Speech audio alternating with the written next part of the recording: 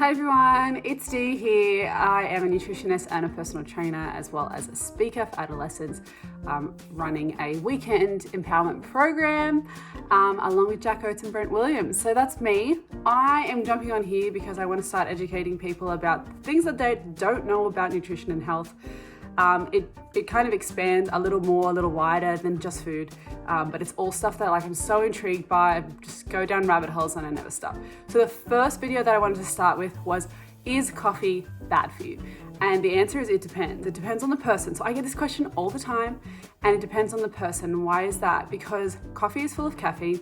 Yes, it has been found to contain some antioxidants, but there are plenty of other foods that you can get antioxidants from that you don't need to necessarily get from coffee unless you're not eating anything else, right?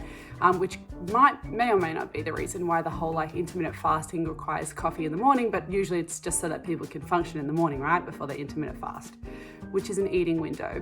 Anyway, we'll do that in another video. So if you're somebody who is stressed out, and I'm talking emotionally stressed out, like you're a worrier, you're an overthinker, and you're somebody especially as well who coffee makes you tremor a little bit, or you sort of get that almost nervous, jittery energy, I would steer away from coffee. And coffee can make those kinds of people hold on to or gain weight bad. And the reason is this whole stress response. Another thing that I'll go into another video about. I just want to make this a quick one so I can kind of just answer it in a nutshell.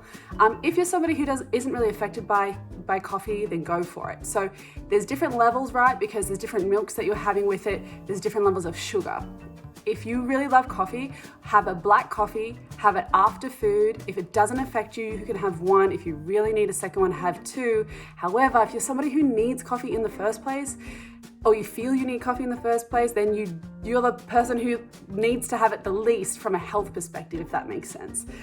Drop any questions that you have in the comments below. Obviously, there's different variations for different people, but basically in a nutshell, if you're a stressed out person emotionally or even physical stress, if there's something physically going on, so like high levels of inflammation in your body, coffee is not going to be the best thing for you.